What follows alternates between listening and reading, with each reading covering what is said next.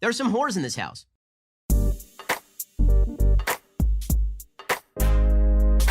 This is an island surrounded by water, big water, ocean water. Trust me, I'm like a smart person. I'm very consistent. I'm a very stable genius. I had the best words. Tolerate. I know words. Mike Pounds. I hope they now go and take a look at the oranges of the investigation. But there's no better word than stupid. And anomalous, really anomalous. I'm very highly educated. One of the wettest we've ever seen from the standpoint of water. Had the best words. God bless the United States.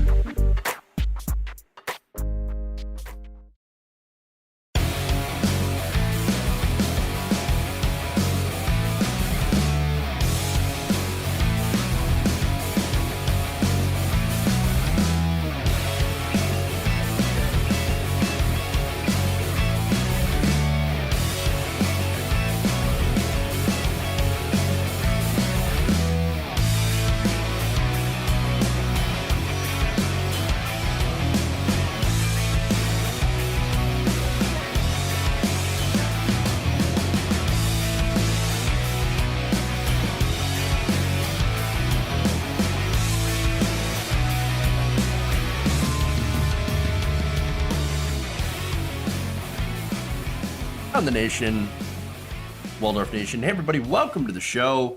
It is Tuesday. We got a good show for you guys today. We have, of course, Donald Trump continuing to cope with his loss, even though, he'll tell me, he's telling us all, I didn't actually lose, even though I just allowed the transition to happen. We're hitting new levels of copium, my friends. So we've got that.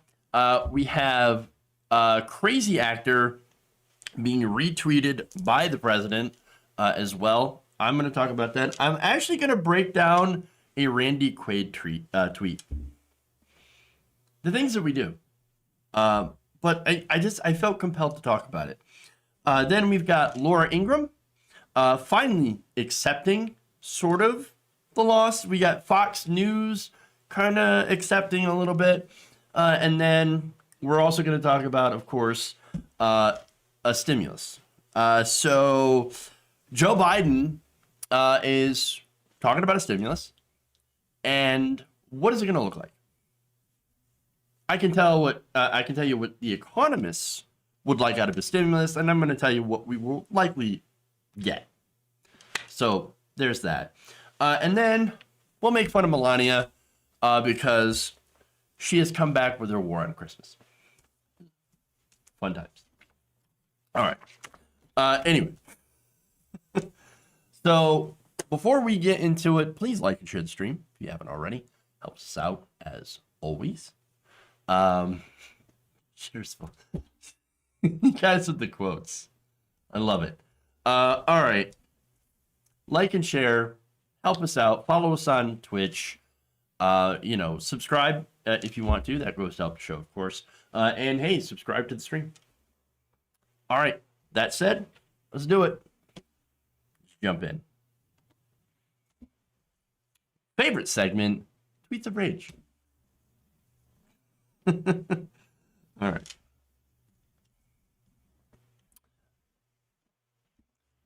On Monday, the GSA approved the process of transitioning over to the Biden administration.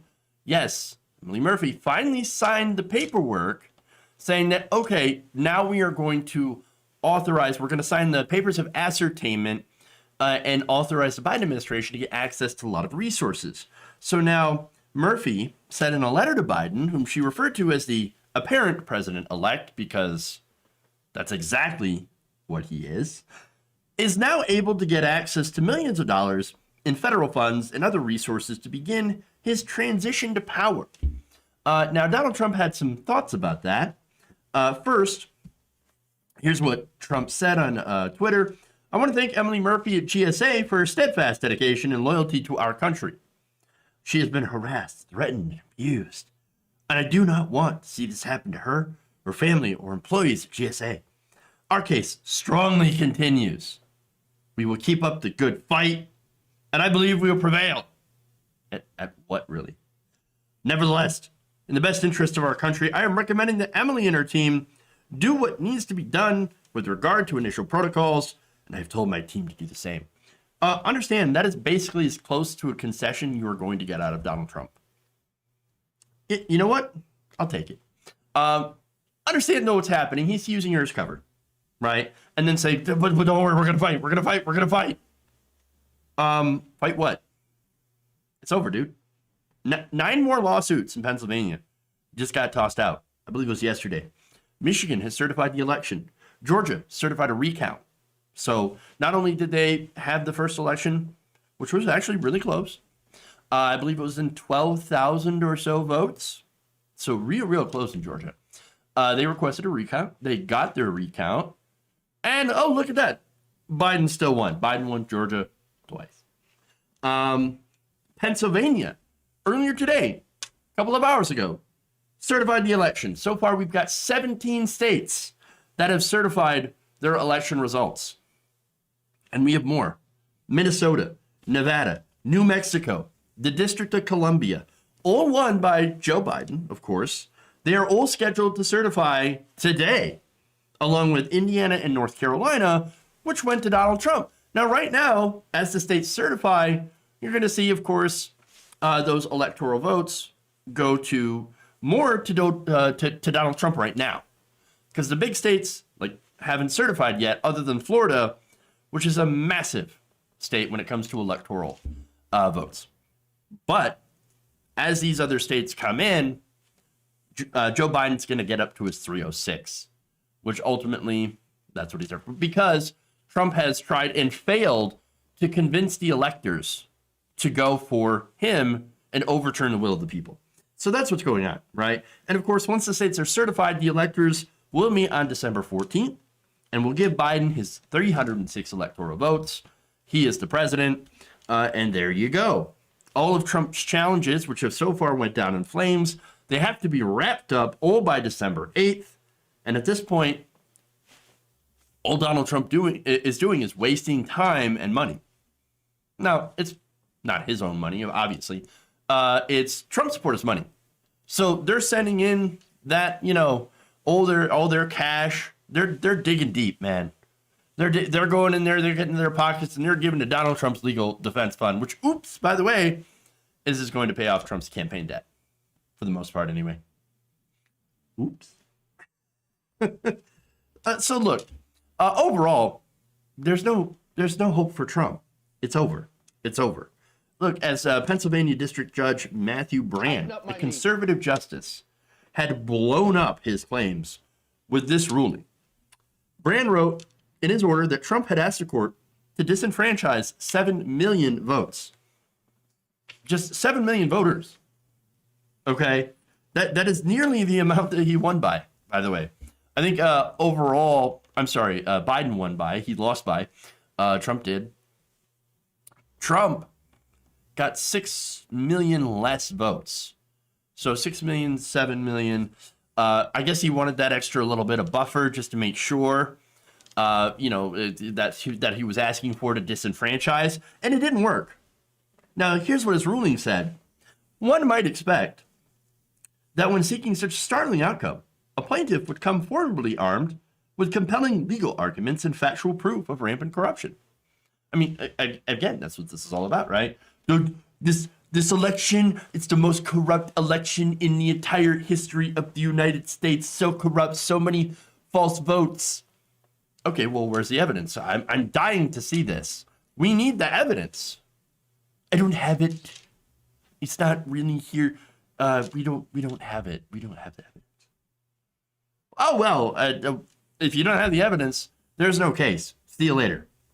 Brand wrote, he said that there's, that he would need to see so much the court would have no option but to stop certification, even though it would impact so many people, 7 million. And added, that has not happened. Well, why? It's because it's not there. It doesn't exist. Or as some of you say, the evidence is under audit, just like my taxes. So no, it's over. And yet, even after this, here's what Trump tweets. What does GSA being allowed to preliminary work with the Dems have to do with continuing to pursue our various cases and what will go down as the most corrupt election in American political history? We are moving full speed ahead. We will never concede fake ballots in Dominion. Oh my God. What are you moving full speed ahead into? Like, what, into a cliff? What do you do? What? I mean, it's amazing. And here's the thing. Again, a good thing, the ballots weren't fake because, I mean, if they were, you'd be able to prove it, right? I would want to know this. I would want to know that the ballots were fake. I mean, that would be the biggest scandal in American history. You were correct about that. Oh, but you don't have any proof to back it up. Well, I'm sorry. We live in a world where you have to have evidence in order to prove extraordinary claims. Extraordinary claims require extraordinary evidence, and you don't have it. So you can cry about it on Twitter, and you can try to do everything you can to block Joe Biden, and you did, and you tried, from getting crucial resources in order to fight coronavirus, which again you think is some sort of other hoax. No. You lost. It's over, son. It's over. The GSA literally signed the ascertainment papers. And that's a concession. That's it. And look, that's even some of how MAGA followers took it. Some of them. Well, you look at the Donald subreddit. Oof, they're not happy. Not happy. Holy shit. And my guess, of course, is when Donald Trump heard, oh, look, see, Trump conceded. He's like, no. And he raged out. And of course, he had to put out, this is a direct response, not a concession. This is how the Trump organization, this is how the Trump administration goes out. Not with a bang, not with a, historic victory, historic 4 years. Look at that, we did great. No. It goes out, not with a bang, but with a whimper. A very sad, angry whimper.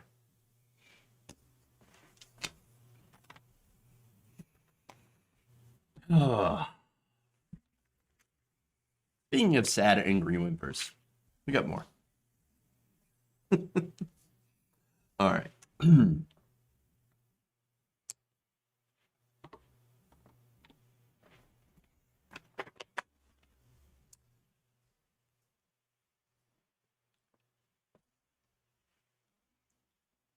Some Trump supporters have arrived at the third stage of copium after losing the 2020 election to Joe Biden. So now, first, of course, was denial that he lost, blaming it on Hugo Chavez, voter fraud, and other things that there's absolutely no proof of. All right, so some Trump supporters are still stuck on stage one, the denial. Some of them, like Trump, kind of vacillate between, stage 2 and 1 and 3, and he's kind of going back and forth. But generally, a lot of people have started to arrive at stage 3, and that's bargaining. Okay. And that brings me to Randy Quaid. Now, Randy Quaid. Why am I talking about Randy Quaid? He's like kind of a washed-up actor. I haven't heard of any movies that he's been in, but none of that really matters because he's tweeting out ridiculous things. So now, here's what he said. Back on November 20th, that was on Friday, we've lost confidence in the system that elects our leaders. 79 million Americans believe the election was rigged, the results fraudulent. We need an in-person, only paper ballot revote. Only, especially in the states where flagrant irregularities have occurred. No accuracy, no democracy. Oh, now look, I'm a proponent of hand-counted paper ballots. But I don't necessarily think that we need to redo the whole thing. Okay, so I'm just saying. So let me break this down piece by piece, because why in the hell not? Might as well. So the big question here is, where are you getting your numbers, dude? 79 million Americans believe the election was rigged. No, I'm pretty sure that has to do with the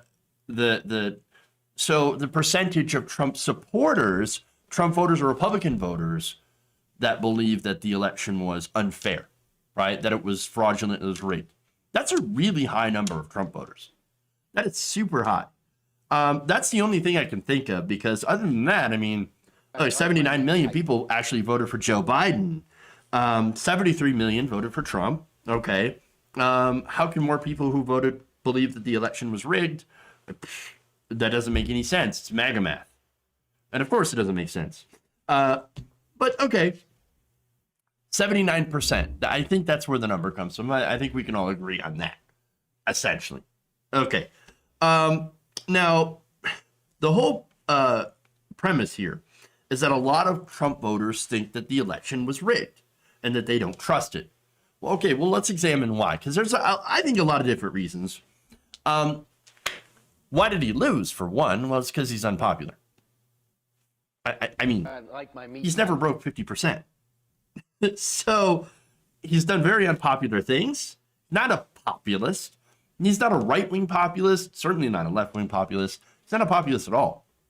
Now, he kind of ran as a sort of populist, but not really. Oh, I'm the outsider. I'm the anti-establishment, except that I gave the establishment trillions of dollars in tax cuts. And I gave corporations everything that they wanted. Look at me. I'm such an outsider. Bullshit. Total bullshit. Look, instead of doing the things that the majority of the American people wanted, like, for example, giving people health care, single payer, right? I remember when Donald Trump talked about how, this was before he was president, how single payer was actually a good thing. And how if we were to have like a single payer Medicare for all healthcare system, then it would be so much better in this country. Well, why don't you do that? That's because you don't really care about it, don't actually believe in it. You just said things that were popular. And if we look at the healthcare system that you pushed and tried to get passed, it was disastrous, deeply, deeply unpopular. It made Obamacare look good. That's bad. Because again, the ACA, it's got a lot of problems. What we need is actually to go to a Medicare for all single payer healthcare system that would actually fulfill the promise of universal healthcare. So again, did he even lower prescription drug prices? Absolutely not. He golfed and he bitched on Twitter. That's what he did the whole time, basically. So it turns out that's not exactly popular with the majority of Americans. Even some of his supporters were saying, hey, get off Twitter and go actually do something. Do something. But really, Trump supporters, again, why he lost is this: he just wasn't a popular president. He wasn't a good president at all. And he had people against him massively. And so, look, Trump supporters don't seem to understand that. He won by fluke. It was lightning in a bottle. It was anger against the establishment and Hillary Clinton being a super unpopular Democrat. Also, I should say that COVID-19 gets MVP of the year. All right? MVP of the year. Why? Well, because I think that Joe Biden would have barely lost this election had it not been for COVID-19. And I think that was one of the big things. Trump's response to COVID was a complete and utter disaster. And so, that said, everything was looking pretty decent for Donald Trump. Joe Biden, not exactly the most exciting or best candidate that I've ever seen on the Democratic side. And so I was actually forecasting that Joe Biden would lose to Donald Trump. Again, you had situations that came up. COVID-19, for example, the recession, Donald Trump's response to it, absolute disaster for his campaign, and he sunk himself. he did what the establishment wanted him to do back in 2016 against Hillary Clinton. Hung himself basically with his own rope. Hung himself on his own petard, essentially. And so the reason that Donald Trump supporters now don't trust the election is, again, there's a lot of different factors here. For one, they got lied to over and over by their media. Their media said, oh, there's no way that Donald Trump could ever lose. He's the most popular president. He's the best president there's ever been. Well, look, you can have the opinion that he was the best president you've ever had, but if the polls do not back that up, and if he's constantly underwater, then you could say he's not exactly popular, and therefore a lot of people don't agree with the fact that he's the best president ever. So they're lying. They're lying to their own supporters. You had Fox News, you had OAN, you had Breitbart, and even had their own leadership that was lying about how popular Donald Trump is and how good of a chance he actually had at winning this election as a result of COVID. They live in an alternate media bubble, right? And they don't trust anything from mainstream press. And I got issues with mainstream press. Don't get me wrong about that, okay? Their opinions about progressive policies, such as Medicare for All, are not in line with the majority of voters, okay? And so they've got a real problem. They're trying to discourage people away from progressive policies. Why? Because they have a corporate establishment bias. They want to keep things kind of the status quo. And so with Joe Biden, we have a return to the status quo. And that said, mainstream press is not in crazy land. They're not making up alternative facts. All right? They're basically, again, out there saying, we should stay with the status quo. Here's why Medicare for All bad. Here's why Bernie Sanders bad. Here's why progressives bad. Let's stay with the status quo because we made millions of dollars off of it. But the point is, just because 79% of Trump supporters believe in something, believe that something is true, does not make it true, because you actually have to have evidence. And that evidence is just not there. It's not there. I mean, the only fraud that was found so far, because there was a Republican out there that was like, okay, I'm going to give you $1 million to find fraud. Well, John Fetterman found it. That was reported by Lieutenant Governor John Fetterman of Pennsylvania. He found 2 cases of voter fraud, both by Trump voters. Oops. No evidence of widespread voter fraud, but you certainly have a couple of instances of Trump voters, and we've seen this in 2016 as well, of Trump voters like doing voter fraud themselves. Ironic. Very ironic. So, again, Trump supporters being lied to about this. Every case so far has been thrown out of court. It's all essentially copium at this point. They're coping with this. And the final insanity of this tweet is asking for a hand recount for an entire election in person during the worst outbreak of COVID-19 that we have had in this country. Are you mental? Oh, wait, look who I'm asking. Randy freaking Quaid. But the whole purpose of that specifically is saying, well, if we do a recount of the election, or not a recount, but a redo, if we just redo the whole thing because we don't like this result, their thinking is, well, yeah, the liberals aren't going to come out because of COVID-19. If we can't do mail-in ballots, then they're all going to be forced to stand in person. And then Republican voter suppression tactics will actually work this time. Yeah, well, that's not how we do things. We're not going to do a recount of an election where they didn't find fraud. Or, I'm sorry, not even a recount, a redo of the election. I keep saying recount. We're not going to do a redo of an entire election just because a few people, Republicans, who are completely misinformed with disinformation, are uncomfortable with the result. They don't like the result. My guy lost.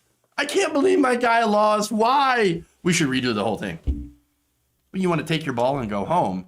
No, they want to completely redo the entire game. This is like the equivalent of flipping a chessboard over. I mean, sorry, we're not going to do that. We can't do a redo of this entire election. Sorry, not happening.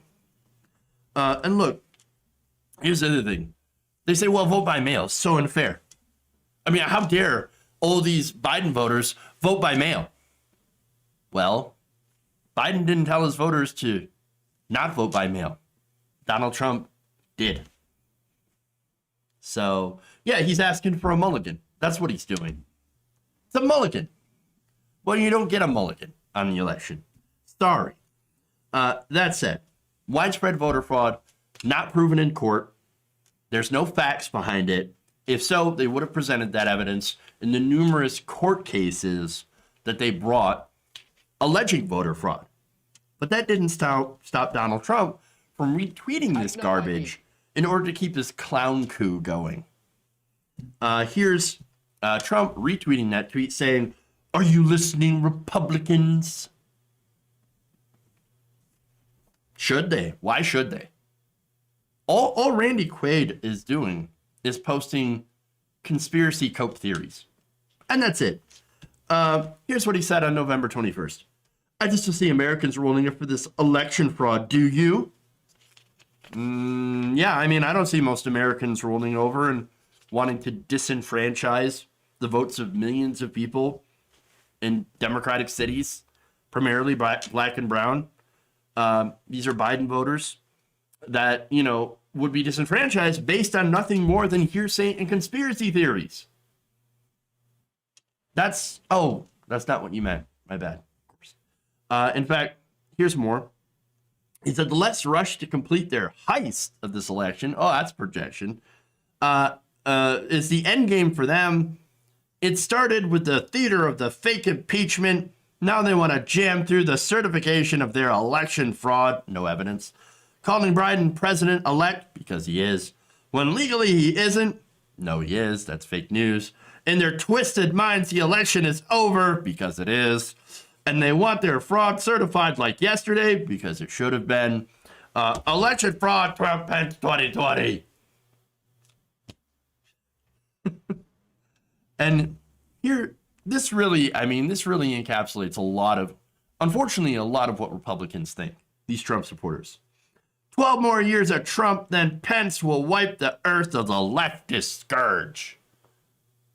Now, I think what he meant by the 12 years is 4 more years of Trump and then 8 of Pence.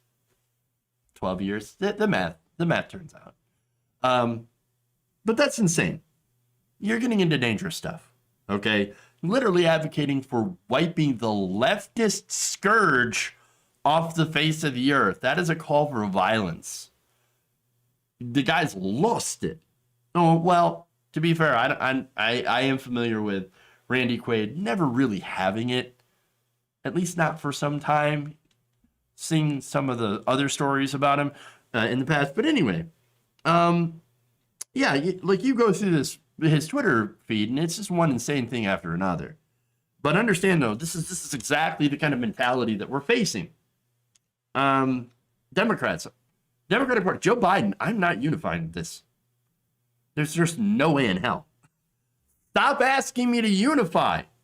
And the way that the reason that I bring that up is because Joe Biden keeps putting out these messages. Oh, we must heal the divide in this nation by coming together and embracing the unity. No, I'm not unifying with that. That wants to kill me. Okay, that wants to kill my friends. That wants to kill my family. I'm not unifying with that bullshit. All right? And so, no, I'm not interested. They want us either dead or disenfranchised. There's a significant divide between, and I'm not saying all Republicans are like that, but there's a significant amount of Trump voters that do feel that way. That's not good. Okay, I'm not interested. This isn't like a difference like, oh, we differ on tax policy. I think we should have a slightly higher tax on rich people and then corporations. And they're like, oh, no, that will make it so that business will, not invest as much, blah, blah, blah, right? I think this regulation is good. Well, I think this regulation is not good. We should try to find a compromise. No, we're not having this discussion. They're literally having a discussion of, are black people human? And should trans people be murdered? No, I'm not going to have that conversation. That's not a worthy conversation to have. These people are monstrous if you believe in that stuff.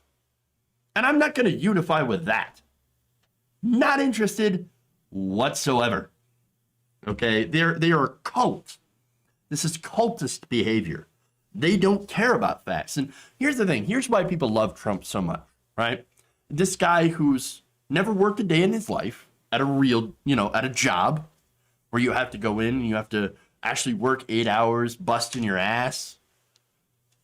This guy is a New York socialite who literally got handed all of his money. He has nothing in common with you. But the reason that you like him so much is because guess what? They allow you to be, the worst version of yourself. And that's really it. They allow you to be the worst version of yourself. They allow you to openly hate Muslims, gay people, trans people. They allow you to hate whoever the hell you want to hate without any sort of consequence. Go ahead. Be the shittiest version of you that you can be. Trump 2020. That's what it's about. They don't care about facts because all Trump allows them to do is embrace their feelings. And it turns out their feelings are pretty shitty. They don't like democracy. Again, I've heard them say, I want a dictatorship as long as it's under Donald Trump. And of course, it would be a dictatorship they'd be okay with because they would be on top of the social order. They'd be on top of the blacks. They'd be on top of the, poor, the non-Christians, the Muslims. That's what they stand for. Just to be on top of someone else. To keep others down. That's what they stand for, whether they admit it or not. I mean, whether they realize it or not, supporting Donald Trump is saying that all the bad stuff that he does and stands for is not a deal breaker as long as I have some sort of material benefit to my life, or if I can feel like I'm on top and better than someone else. It is selfishness, and we have learned that 79% of Republicans are okay with that.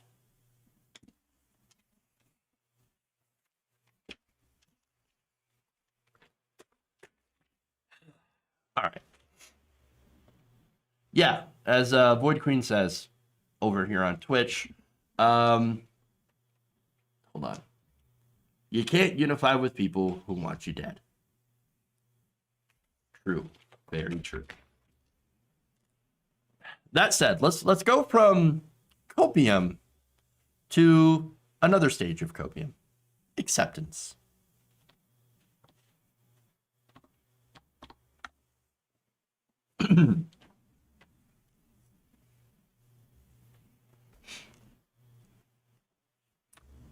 Trump fan and Fox News host Laura Ingraham has finally admitted that Joe Biden did indeed win the election. Watch. In what was perhaps the most consequential tweet sent since Election Day, President Trump gave the go-ahead for the transition. You see it there. And as unpleasant and disappointing as these past 3 weeks have been to so many of us, as much as we wish things were different, this is where things stand tonight. Now, legal challenges continue in a number of states. Serious questions about vote counting, poll watcher access are outstanding. But unless the legal situation changes in a dramatic and frankly an unlikely manner, Joe Biden will be inaugurated on January 20th. Now, to say this does not mean I don't think that this election was rife with problems and potential fraud. And to say this does not constitute being a sellout to the conservative populist movement that I've been fighting for, 25 years. And it does not mean that I disagree at all with the president's right and obligation to pursue all legitimate legal challenges to this outcome. To say this constitutes living in reality. And if I offered you a false reality, if I told you that there was an excellent, phenomenal chance that the Supreme Court was going to step in and deliver a victory to President Trump, I'd be lying to you. Okay. Again, caveat after caveat. This doesn't mean I'm going to sell out to the right-wing populist. Millie, there is no such thing as being a right-wing populist. I'm just saying. It doesn't actually exist. Because you look at all the right-wing so-called populists, they're still, pushing that anti-immigrant agenda and all that stuff, racism, xenophobia, and maybe they'll tax the rich a little bit more, but unlikely. They don't really talk about that all that much. So yeah, that's a lot of copium there. But that said, this is the most clear acceptance of reality that I think we're going to get from Fox News. Now, again, there's all those qualifications of which she could not point to any shred of evidence. Just saying, well, I think that this is rife with fraud. Oh, you can think all you want about that. That doesn't make it true. That doesn't mean that there's actual fraud here. And so, that said, she's saying all that stuff. She knows. She's not a dumb person. I know you guys are like chafe whenever I say that. These are dumb people. They're grifters. Understand that they get paid to say this stuff. And they make millions off bilking the real rubes. The 79% of Trump supporters that think that the election was stolen. And again, the reason that they think that is no thanks to people like Laura Ingraham, who keep pushing conspiracies about voter fraud. But even then, again, she has had to change her tune because it's not true. It's not true. You don't have any evidence. There's just no evidence to speak of. And so she has resigned herself to the fact that Trump has absolutely no case. There will not be courts overturning this election. I did fear that there was a possibility that this could happen. But even the Supreme Court decided not to hear a certain case about voter fraud. All the lower courts that, they have filed all over the country, Michigan, Pennsylvania, have been all thrown out. Georgia. I mean, they just don't have a case. And thankfully, the system has worked. And again, that's not for lack of them trying to tear it down. And so my message, I guess, to all the MAGA that are asking, that come into the comments, you've probably seen them, right? Dude, what are you gonna say when Trump has declared the winner in the courts? Well, the answer is, I don't have to say anything because it's not going to happen. You're living in an alternate reality and alternative facts. All I'm trying to do, I'm not trying to get you to love Biden and be like, oh no, I'm a liberal now. No, I'm trying to get you to face reality. This is what's happening. And if you actually do want a shot 4 years from now to try to reclaim what you lost, you at least should accept the reality and live in the reality-based world. I'm just saying. That's it, right? Tucker Carlson. He's the next person I'm going to talk about. Now, you remember, I showed you guys a video where he's talking about Sidney Powell and how he tried to invite her on the show to show her all the evidence, or to have her show all the evidence that she supposedly collected about Venezuela and Hugo Chavez and Dominion rigging the voting machines and all that crazy conspiracy stuff. And then she got mad at him. Now you've got Tucker Carlson, even though he has no evidence, saying this kind of stuff. The 2020 presidential election was not fair. No honest person would claim that it was fair. On many levels, the system was rigged against one candidate and in favor of another. And it was rigged in ways that were not hidden from view. We all saw it happen. The media openly colluded with the Democratic nominees. Joe Biden and Kamala Harris refused to explain what they would do if they were elected. That's never happened before in any presidential election in American history. But the media allowed them to do it. Yeah, except no, none of that happened. It's not fair. It's not fair. Quit whining, Tucker. Stop looking like a baby. You look like a loser. Have dignity for once in your life. I know. The only thing, your entire purpose is to serve the rich. And yet you call yourself a right-wing populist. No. You're a rich boy. You're the Swanson heir. Shut up about populism, you grifter. Grifty sumbitch. All right. Again, oh my God, it's not fair. How dare Democrats take advantage of voting in by mail when Trump supporters, the same voting by mail system that Trump supporters could have used to have also voted by mail. I kind of recall Trump and his media allies on Fox News telling people not to vote by mail. And so they didn't.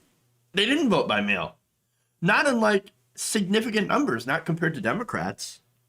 Now, traditionally, Republicans have utilized vote by mail because that was an option that you were able to use, and it's a perfectly valid option with actually pretty low rates of voter fraud. And yet, now they're complaining about it. Oh my God, how could the mail-in ballots be so heavily weighted toward Democrats when we told Republicans to not use it? Come on. And so, look, here's why we're seeing this. Okay, reaction from Fox News. I did the story. I talked about how Rupert Murdoch knew that Donald Trump was going to lose. He's known for a while. But yet, at the same time, Murdoch also allowed these hosts to basically push conspiracy theories. Why would he do that? Well, because they built an audience on conspiracy theories.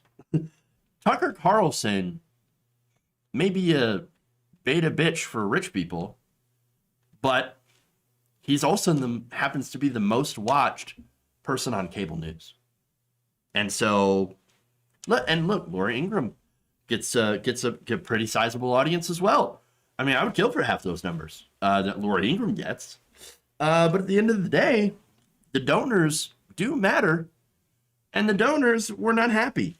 The Republican Party has just been served a shutoff notice by the big donors. Quit with the election bullshit. Let Biden take power. We're not happy with it, but it's going to stabilize the markets. So stop with the bullshit, or else you're not going to get any money. And by the way, you're going to need that money for the Senate runoff races in Georgia right now if you want to keep control of the Senate, if you don't want the Democrats to go and take it.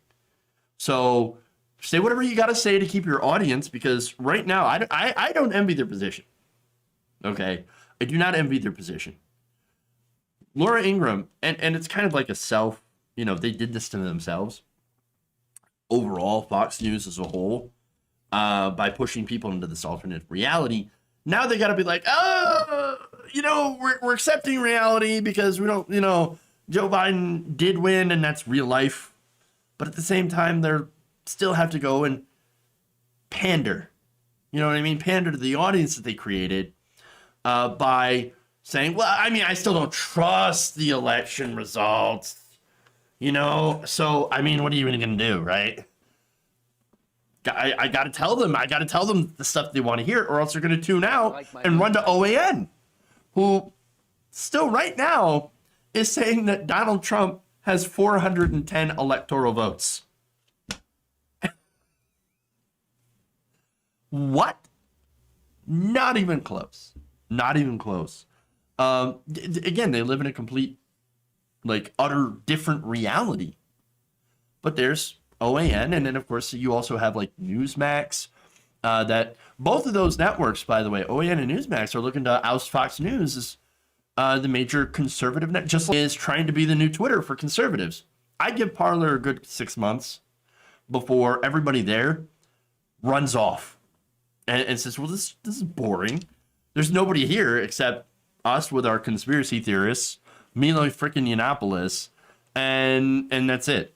This is boring. Let's go somewhere else. And speaking of course, Parler, they actually did do some censorship. Oh, no. I'll get to that in another story, though. But that said, Parler. You know what? I want to talk about that now, actually.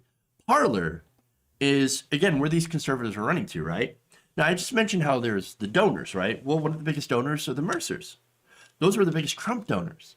And then before they were Trump donors, they were donors Ted Cruz. So they love all sorts of this crazy. And so they're the biggest funders behind Parler. And then we just find out that Parler is now censoring the hashtag Write in Trump for Georgia. What do you want to write in Trump for what? Senate? What? That doesn't make any sense. So no, they got rid of that hashtag on Parler because they're like, that's a stupid idea. That's going to hurt our chances in Georgia. What about Parler being a haven for free speech? Yep. Come on, dude. Oh, okay. And again, look, the reason they're doing this, they don't want Donald Trump anymore because Donald Trump is these whole shenanigans are affecting the markets. And the markets are the most important thing to these people. And the markets, by the way, speaking of like the transition, they just rallied by it just hit over 3,000 after Joe Biden picked Janet Yellen to be the incoming Treasury Secretary. Now, as a progressive, it's like, wait a minute. Why does Wall Street like Janet Yellen so much? Curious. That's not a good sign. But then again, right? For Republicans, Donald Trump's already taken credit for it, which he's had nothing to do, right? 30,000, sorry. So the markets and the donors, they're already looking forward towards a Biden administration. And so they're done with this. And now Fox hosts are too, which is why conservatives, again, are flocking to OAN, Newsmax. They now have a vested interest in keeping up the lie. Those networks do, so all that they can beat Fox News in the ratings. It all comes down to money. It all comes down to business. And unfortunately, none of it has to do with objective reality. They're just fighting over the rubes at this point. Because, unfortunately, that's all who's left.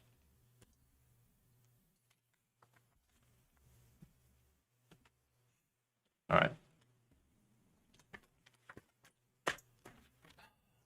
All right, before I go forward with the next couple of stories, I just want to remind everybody to please, like and share the stream. That helps us out greatly. So please do that. Like and share. Subscribe if you haven't already. Yes, over on Twitch, my new system can handle it. So it's good to be streaming on Twitch. So thank you. All right. That said, I want to read some donos here before I get to the final couple of stories. LOL says the mental gymnastics that MAGA QAnon folks go through for Trump knows no bounds. How smooth does the brain have to be before the body shuts down all involuntary functions? That's a good question. Maybe we'll find out at some point. Zach Sherman says, hey, you finally got a day off? Wow, well, welcome. Glad you had a day off. That's awesome. Anonymous says they've got the smoothest brains, the most beautiful brains, the wettest smooth brains in the term of water. Sad. And then for the Randy Quaid story, no time for recounts. Shitter's full. I love the reference. That's great. Star Trek says, Supreme Waldorf Dragon, Sarge Dragon, Dragon Squad in the house. We do what we do. I am the Acid Dragon. So I love that nickname. By the way, this is, I don't know if you've seen the picture of this that was drawn by a viewer here. It's pretty freaking awesome. Acid Dragon. Look at that. There's some talented people. I love it. Absolutely. All right. Oh, one more here. Trevor Watson, thank you for the dono on that. Thank you for all you do. Kiwi Dragon. Oh, appreciate it. Much appreciated. All right. Moving on here. Let's get to the stimulus.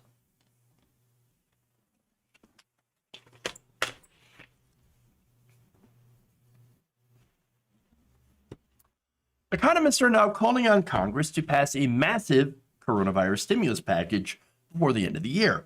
According to a recent memo, economists are calling for a $3 trillion debt-financed coronavirus stimulus package that includes enhanced unemployment benefits, robust fiscal aid to state and local governments, nutrition assistance, checks for people, and other safety net expansions.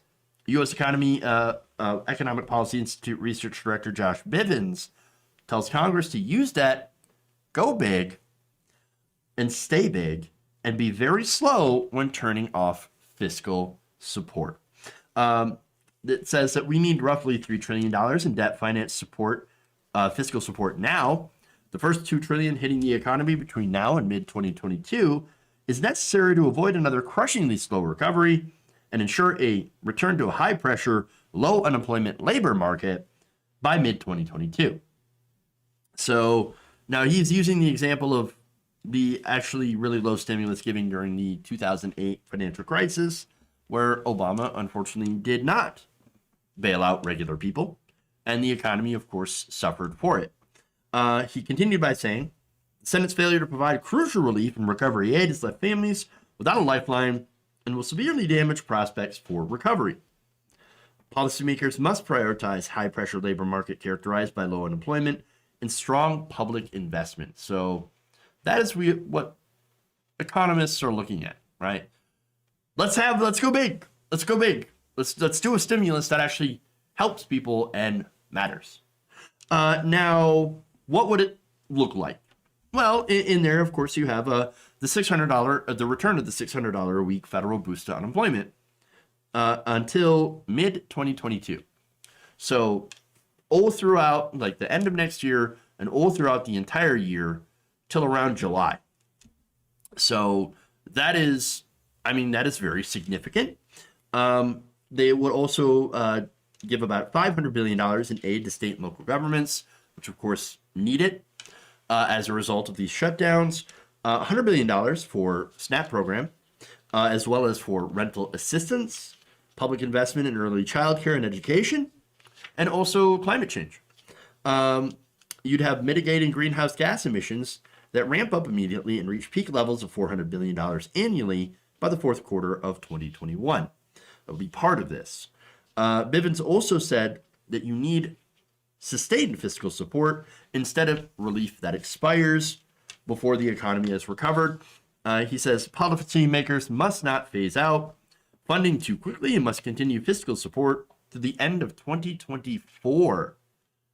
Quote, you have to be careful not to think of this as jump-starting an engine. Instead of think of it as towing a car out of a rough patch to smoother ground. If large fiscal support is removed quickly, the fiscal contraction can overwhelm private sources of growth and tip the economy back into recession.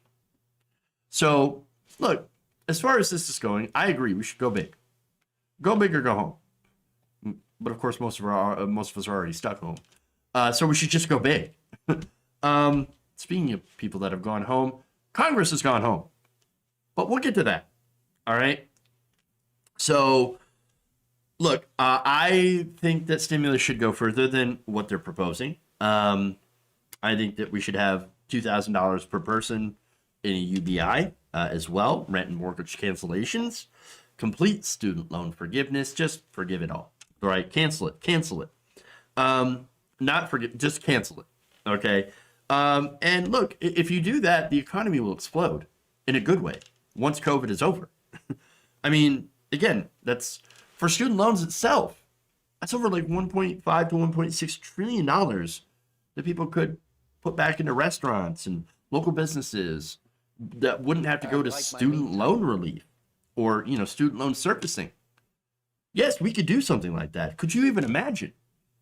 But even this bill, which is considered to be, or this proposal, which is considered to be very, very large, over $3 trillion. Wow. It would still help. And so it would be better than doing what we're doing right now, which is you guys are all on your own. We're not doing a goddamn thing for you. That's what Republicans are doing. And speaking of Republicans, this is why the fact that it's so big and that it would help so many people is exactly why Republicans don't want to do it. In fact, as I mentioned, Mitch McConnell, he went home for the holidays. Screw you guys, I'm going home. I'm not going to pass stimulus. They don't give a damn about you guys. And look, I can see the situation play out, and I hope it doesn't go this way. I can see Republicans refusing to pass the stimulus, okay? Letting the economy go into a deeper recession, and then blaming the Democrats and Joe Biden. I mean, that's what they have been doing already, right? They've been putting forward this $500 billion skinny bill, which is just paycheck protection program, essentially. And then that's it. No other aid for the states. They call it the blue state bailout, which is funny because more federal money goes to the red states than blue. In reality, it's blue states subsidizing a lot of red states. And so, it's fair to point that out, that apparently the people that are the worst at governing, and, are the most inefficient are happen to be red state governors when they, of course, decimate their local economies by giving tax cuts to corporations. And that's it. That's what they do. And so I could absolutely see Mitch McConnell and Republicans say, let it burn. And we lost the election. Let it burn. Help the poor people. Let it burn. If it gets us a chance at 2022 and being able to retake the House, and depending on how Georgia, pans out, if Donald Trump, I'm sorry, not Donald Trump, but if, the Georgia election goes towards the Republicans and they retain the Senate, well, of course they're not going to do anything. But they want to then start picking up seats in the House so they can have control over government again and not get anything done, which, of course, even if they retain the Senate, nothing's going to get done at all. And so they're really hoping for that scenario to where they can prevent any sort of assistance unless they're the ones in power. Because right now, we have entered the era since we now have we now have Democrats that are taking the White House and already have the House of Representatives. Well, we got to go into austerity. We're so concerned about the debt. Wait, why weren't you concerned about the debt back when you were giving tax cuts like candy to the rich, to the richest people? Well, that's because it's what they do. Again, the whole Republican Party is a reactionary money funneling scheme to the rich. That's all it really is. That's all it is. And again, they don't give a damn about you. Now, there is one thing that could stop this, of course. And that's whether or not they believe the voters will punish them in 2022. And we don't know that because voters tend to have and that sucks, but generally tend to have a short attention span, short memories.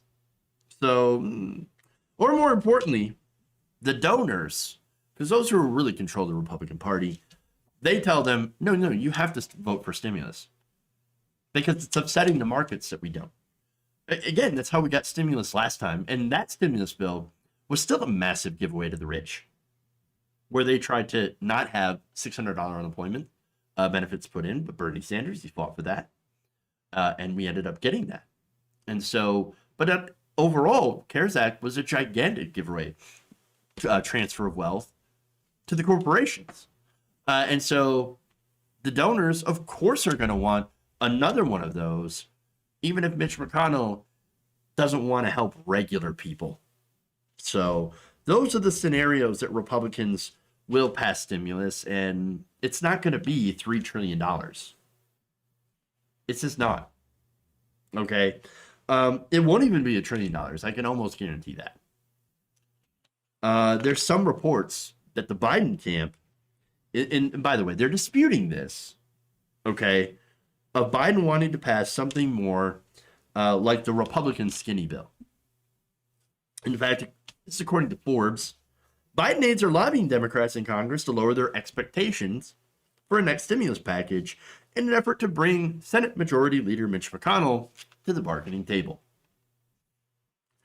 Here we go. Hey guys, lower your expectations. You ain't gonna get a big stimulus bill. No. We're gonna bend over backwards to get Mitch McConnell to come to the table. Really? So, and what is, of course, going to be a terrible deal with McConnell? Now you'd be like, well, terrible deal is better than no deal, right? It depends on what's in it. Again, Mitch McConnell's been pushing a $500 billion skinny bill, which basically has nothing in it. No stimulus checks, no unemployment benefits. Really nothing, but paycheck protection money.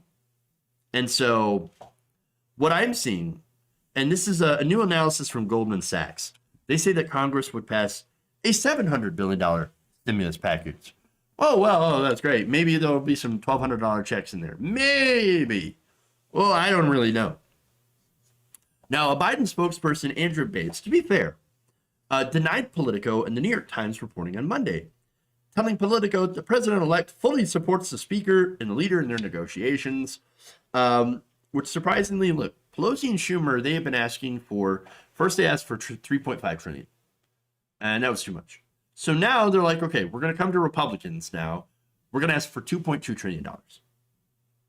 Now, again, Mitch McConnell is like, no to the first one.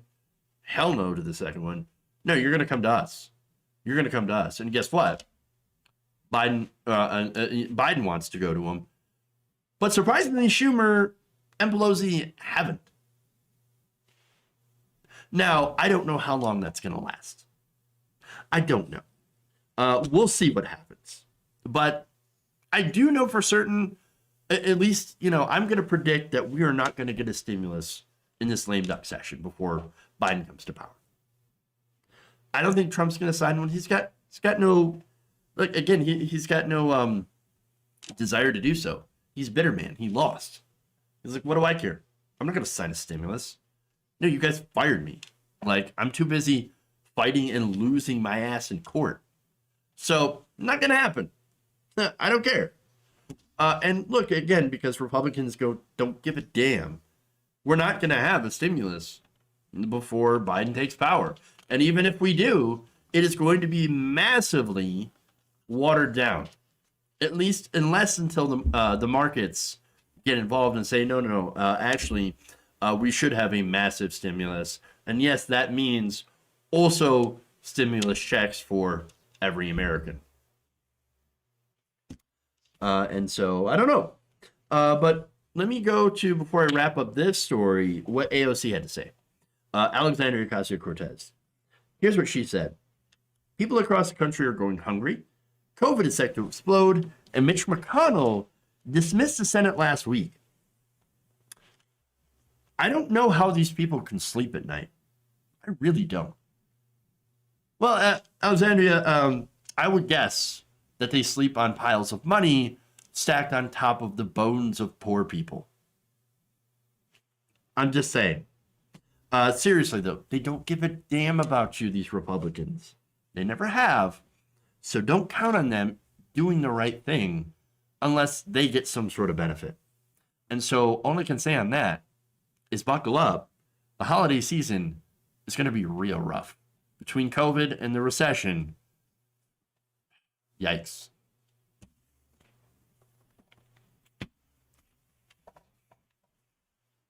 All right. So now let's just make fun of Melania. Last quick story of the day. It is a very Melania Christmas. All right. On Monday, First Lady Melania Trump welcomed the arrival of her final White House Christmas tree, and it was a very sober moment. I want to show you that. Let's take a look. So there she is. I turned the sound off because it was just Christmas music. And I don't know if I'd get TOS'd for that. But there she is. So, all right. She's welcoming that tree. Now, this moment, of course, was of much delight to the internet, who couldn't wait to remind her of a moment back in 2018 where she had a conversation with her former friend and aide, Stephanie Winston Wolkoff, about how much she hates decorating the White House and how much it kind of sucks. Well, look, I actually kind of agree with her there, right? And overall, I would make a very terrible first lady. I wouldn't want to decorate the White House either. But no, that's not what she did. It's not really about what she did, actually. It's about what she said about not wanting to decorate the White House that kind of pissed people off. And so I want to show you that audio. They say I'm complicit. I'm the same like him. I support him. I don't say enough. I don't do enough. No. Where I am, I'm working like my ass off. I know. That Christmas stuff that, who gives a about Christmas stuff and decoration, but I need to do it, right? Yeah, but imagine 100%. You have no choice. And then I do it, and I say that I'm working on Christmas, planning for the Christmas, and they said, "Oh, what about the children that they were separated?" Give me a break. Tighten up my meat. Oh, trophy wife has a sad. Well, don't worry, Melania. This is the last time that you are ever going to have to just, do any sort of Christmas decorating in the White House. Let me tell you that. You've got that to look forward to, and likely it is a divorce. But anyway, again, a lot of people have fun with this, so let's go to some tweets. I love it. John Cryer says, I'm very much looking forward to the Hamilton-style musical about Trump when we get to hear Melania's Who Gets a F About Christmas song. Love it. Another person says, the war on Christmas is coming from inside the house. They're inside the house. They're in the house. I love that segment because, look, you all likely remember Bill O'Reilly. Sometimes I think about what happened to Bill O'Reilly. That poor man and his falafel. Just tragedy. He used to do these war on Christmas segments all the time. That was a literal thing. Okay, the left is coming for your nativity scene. I forgot how to do a good O'Reilly impression now. Look, honestly, if he was still on Fox right now, he'd probably be saying Antifa is coming to kill Santa Claus. They're gonna eat all your cookies. Or his cookies. You know, it's funny. The whole idea of Santa Claus is a dude breaking into your house to give you stuff. I mean, free stuff, by the way. You can't get more socialist Antifa than that. I'm just saying. So I love that. It's more of the war on Christmas, but it's actually a war on Christmas decorations. So that said, a couple more tweets here. Oliver Willis says, Melania flying solo, pretending to like Christmas. Yeah, by the way, Donald Trump was not there. He decided not to show up. Or, maybe she didn't want him to show up. Maybe she can't stand it. He's a loser, sad baby. I don't know. Maybe there's a little bit of drama there. Not sure. I don't know. But at the end of the day, it doesn't really matter. I'm just pretty happy that this is the last holiday that they're going to be in the White House and the last holiday that I will spend dunking on them. And that's really kind of the best Christmas present anybody can hope for in the hell that was 2020.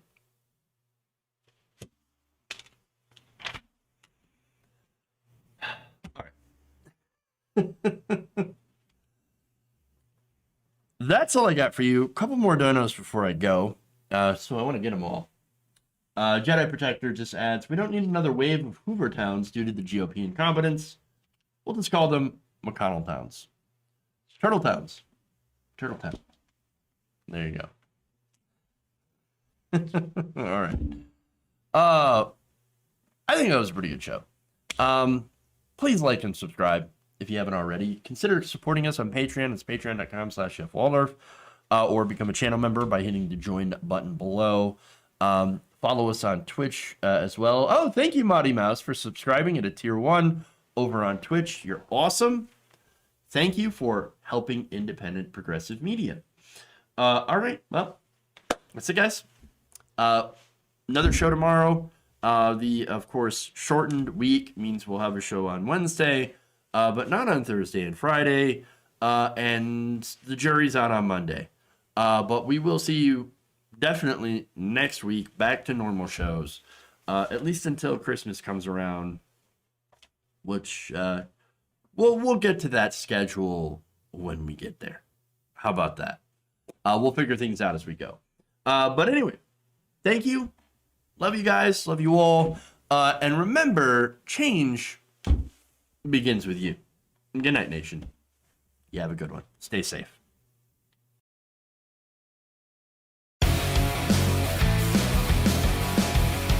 Please clap.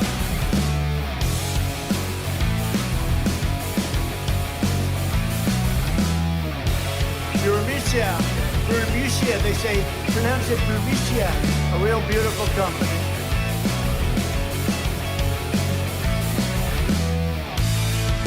I'm in trouble. My parents.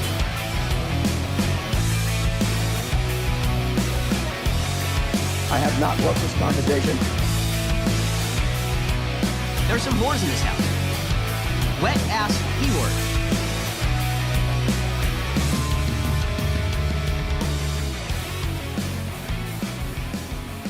You're kicking me out the door. You're kicking me out the door.